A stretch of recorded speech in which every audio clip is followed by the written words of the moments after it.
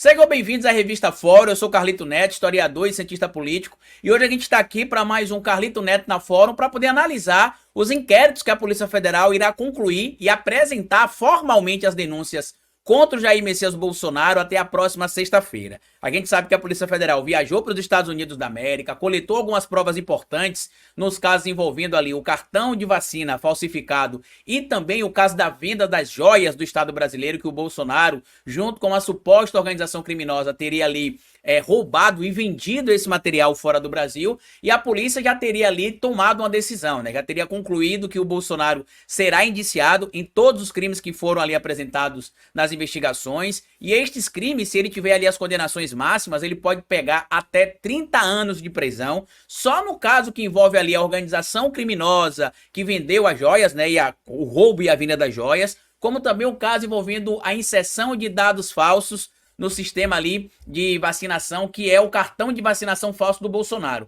Este crime, inclusive, que está previsto no artigo 313-A do Código Penal, que é a inserção de dados falsos em sistema de informação, só ele pode dar uma pena de 2 a 12 anos de prisão para o Bolsonaro, além do caso envolvendo também um crime de peculato, que daria mais ou menos também mais 2 a 12 anos ali aproximadamente para o Bolsonaro. O crime de peculato é o 312, daria de 2 a 12 anos também, então você teria ali só nesses dois casos pelo menos 24 anos de pena ali por Bolsonaro, né, se ele pegar as condenações máximas, mas ainda tem a questão da organização criminosa, que a Lei 12.850 de 2013 entende como organização criminosa, né, considera como organização criminosa a associação de 4 ou mais pessoas estruturalmente coordenada ou ordenada e caracterizada pela divisão de tarefas, ainda que informalmente, com o objetivo de obter, direta ou indiretamente, vantagem de qualquer natureza, mediante a prática de infrações penais,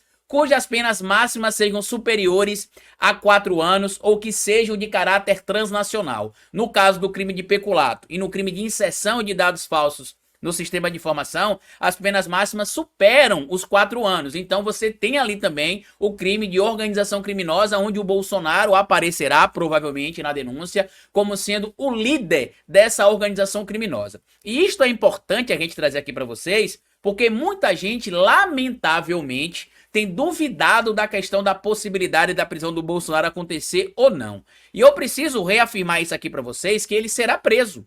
Isso não é uma questão que vai ser discutida, se ele será preso ou se ele não será preso. O que vai ser discutido é a pena que será aplicada aos crimes que ele cometeu. Porque a gente está falando aqui sobre organização criminosa, o crime de roubo das joias do Estado brasileiro e da inserção de informação falsa em sistema de informação, que é o caso do cartão de vacinação falso ali, mas o caso do roubo das joias com a organização criminosa.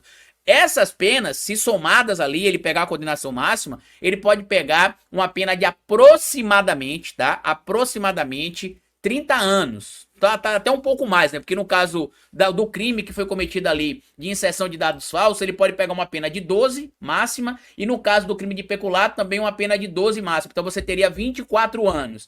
Mas o crime também de promover, constituir, financiar ou integrar pessoalmente ou por interposta pessoa ou organização criminosa, presente no artigo 2º da Lei 12.850, que, para quem talvez não saiba, é a lei que versa sobre as organizações criminosas. Lá ele pode pegar uma reclusão de 3 a 8 anos. Então ele pode pegar uma condenação máxima de 32 anos. E se ele tiver as penas de condenação mínimas em todos esses crimes ali, ele vai pegar no mínimo 7 anos. E 7 anos, meu amigo, dá no mínimo, dependendo ali dos agravantes que o Bolsonaro tiver, uma pena que a gente chama de cumprimento no regime semiaberto. Ele pode até sair para trabalhar, mas ele vai voltar para dormir na prisão. Só que a gente está falando só destes casos que a polícia irá concluir até a próxima sexta-feira e formalizar a denúncia contra o Bolsonaro. Só que tem outros casos, vocês precisam lembrar também aí do caso que envolve o golpe de Estado brasileiro, que também vai dar uma pena longa para o Jair Messias Bolsonaro. E tudo isso leva a crer que a condenação dele pode acontecer no final de 2024 ou no primeiro semestre de 2025. E aí quem é que estaria nesse rolo, Carlito?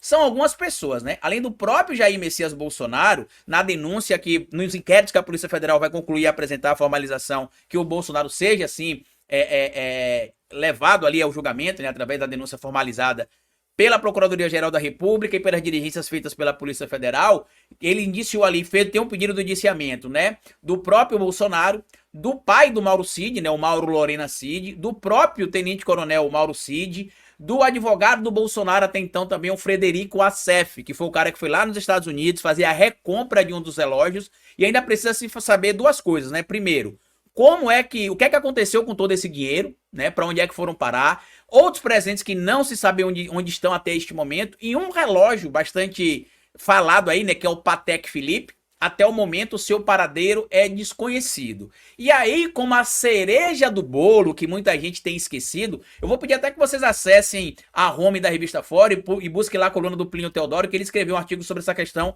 da prisão do Bolsonaro. E ainda tem a cereja do bolo, que é o quê?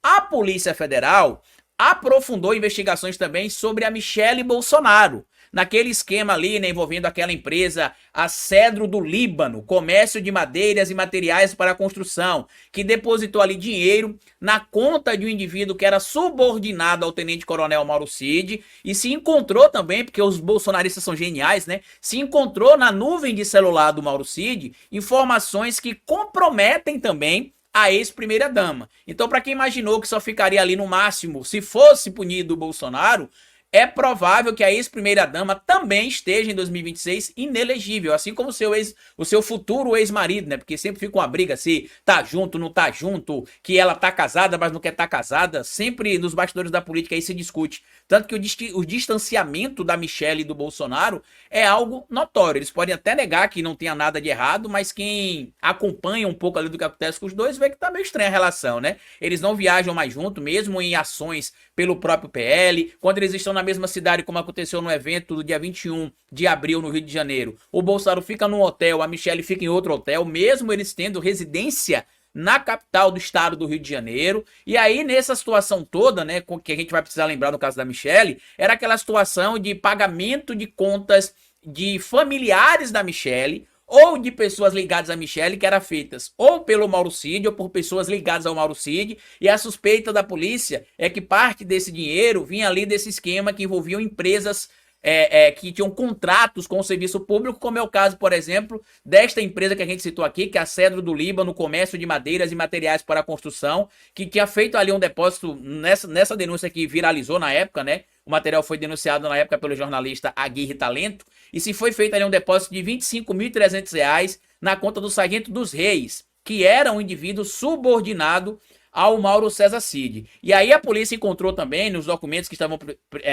presentes ali com o Mauro Cid e em outros lugares também, encontrou depósitos feitos do sargento para a conta da Rosimeire Cardoso Cordeiro, uma amiga de Michelle Bolsonaro que chegou a emitir um cartão de crédito para a ex-primeira-dama utilizar. Ou seja, era a evolução, entre aspas, da suposta rachadinha. Se lá, por exemplo, no Rio de Janeiro, quem fazia tudo pro Flávio era o Queiroz, aparentemente neste caso aí, né, a rachadinha chegando à presidência da República quando o Bolsonaro estava no poder, não só se beneficiava o Bolsonaro e seus filhos, mas aparentemente a ex-primeira-dama também. Carlito, o que é que você acha que vai acontecer primeiro? Vai acontecer primeiro, evidentemente, o caso envolvendo ali o próprio Bolsonaro, porque nesses casos que a gente citou aqui, os dois, a Polícia Federal deve apresentar a denúncia formalmente, né, apresentar o pedido de indiciamento contra ele formalmente até a sexta-feira, que é o que a matéria, inclusive, do Plínio traz aqui pra gente acompanhar. Desses materiais, documentos, já tem outras pessoas que já foram indiciadas, inclusive também no caso da investigação relacionada ao cartão de vacinação, né? Entre elas estaria ali o Mauro Cid e outras 16 pessoas junto com ele, né? Ali. E o Bolsonaro e essas 16 pessoas, né? Com o Mauro Cid também. E no caso, especificamente da Michelle, as provas que a Polícia Federal encontrou no celular do Mauro Cid, na nuvem de celulares, compromete a situação da ex-primeira-dama também. Então, em 2026, pode ser que não se tenha apenas o Bolsonaro fora do pleito, né? Que ele já está inelegível. É possível também que não se tenha a Michelle Bolsonaro. É provável que a ex-primeira-dama possa estar condenada também na segunda instância, que seria ali o fator de inelegibilidade, para que ela não possa disputar nem cargo de deputada federal, nem cargo de senadora pelo Distrito Federal ou por qualquer outro estado. Ela seja simplesmente retirada da vida pública. Eu sei que muita gente questiona, né, essa questão que envolve ali a prisão do Bolsonaro, a condenação do Bolsonaro, muita gente falando que o Bolsonaro não será preso, que a justiça está sendo cega, que como é que pode, tanta prova e o Bolsonaro não vai ser preso. E aí eu vou ter de repetir o que eu falei, inclusive alguns dias atrás, em uma live aqui na própria revista Fórum, com o Rovai e a minha querida Adri De Lorenzo, né? Que até mesmo um canalha como o Bolsonaro tem direito ao devido processo legal, presunção de inocência, direito ao contraditório e ampla defesa.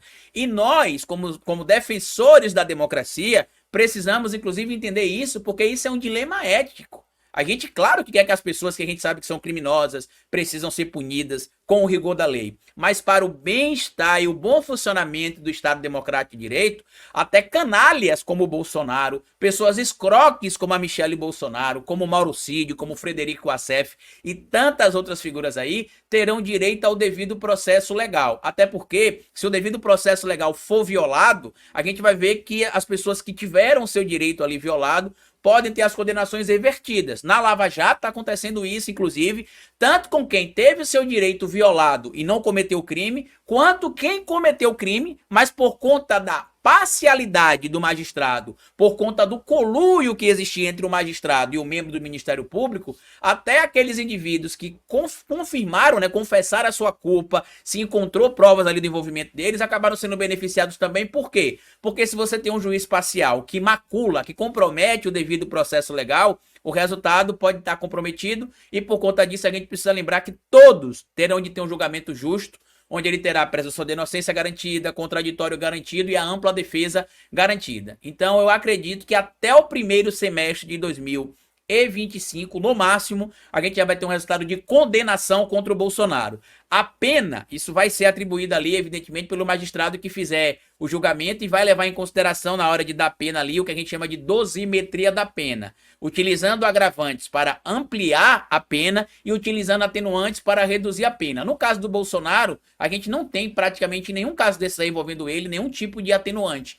Tudo que se tem ali é agravante, que pode aumentar a pena, que pode complicar ainda mais a pena. A maneira como as joias foram roubadas do Brasil e transferidas para os Estados Unidos, que foi feita através de veículo de transporte aéreo, isso é um agravante previsto na lei também, por exemplo, que pode aumentar a pena. Mas vamos aguardar aí. Eu queria que vocês comentassem aqui embaixo qual que é a expectativa de vocês. Vocês acham que o Bolsonaro será condenado ainda no final desse ano? Ou será condenado no início de 2024. Eu acredito que a condenação deve sair, se sair esse ano, deve sair entre novembro e dezembro, e se sair no ano que vem, eu acredito que até no máximo abril ou maio a gente tem esse resultado aí. Antes disso, eu acho que é pouco provável. Compartilhe o vídeo, comenta aqui a sua opinião por gentileza, deixa seu like e bota esse vídeo nas suas redes sociais também, tá bom? Grande abraço e até o nosso próximo encontro aqui. Até amanhã.